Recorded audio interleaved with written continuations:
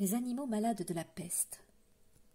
Un mal qui répand la terreur, mal que le ciel en sa fureur inventa pour punir les crimes de la terre, la peste, puisqu'il faut l'appeler par son nom, capable d'enrichir en un jour l'Achéron, faisait aux animaux la guerre. Ils ne mouraient pas tous, mais tous étaient frappés. On n'en voyait point d'occupés à chercher le soutien d'une mourante vie. Nul mets n'excitait leur envie. Ni loup, ni renard n'épiaient la douce et l'innocente proie. Les tourterelles se fuyaient, plus d'amour, partant plus de joie. Le lion tint conseil et dit « Mes chers amis, je crois que le ciel a permis pour nos péchés cette infortune. Que le plus coupable de nous se sacrifie aux traits du céleste courroux. Peut-être il obtiendra la guérison commune. L'histoire nous apprend qu'en de tels accidents, on fait de pareils dévouements. Ne nous flattons donc point, voyons sans indulgence l'état de notre conscience. Pour moi, satisfaisant mes appétits gloutons, j'ai dévoré force moutons.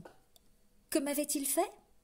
Nulle offense, même il m'est arrivé quelquefois de manger le berger. Je me dévouerai donc, s'il le faut, mais je pense qu'il est bon que chacun s'accuse ainsi que moi, car on doit souhaiter, selon toute justice, que le plus coupable périsse. « Sire, dit le renard, vous êtes trop bon roi. Vos scrupules font voir trop de délicatesse. Eh bien, manger mouton, canaille, sotte espèce, est-ce un péché? Non, non. Vous leur fîtes, Seigneur, en les croquant, beaucoup d'honneur.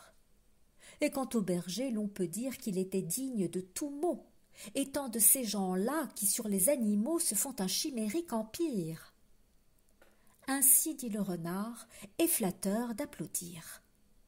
On n'osa trop approfondir du tigre, ni de l'ours, ni des autres puissances, les moins pardonnables offenses. Tous les gens querelleurs jusqu'au simple matin, au dire de chacun, étaient de petits saints.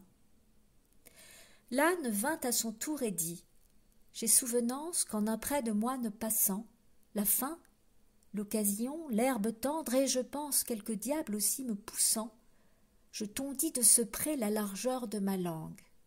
Je n'en avais nul droit, puisqu'il faut parler net. À ces mots, on cria haro sur le baudet. Un loup quelque peu clair prouva par sa harangue qu'il fallait dévouer ce maudit animal, ce pelé, ce galeux d'où venait tout leur mal. Sa peccadille fut jugée un cas pendable.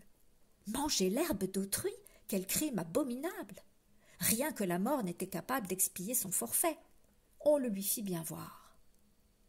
Selon que vous serez puissante ou misérable, les jugements de cour vous rendront blanc ou noir.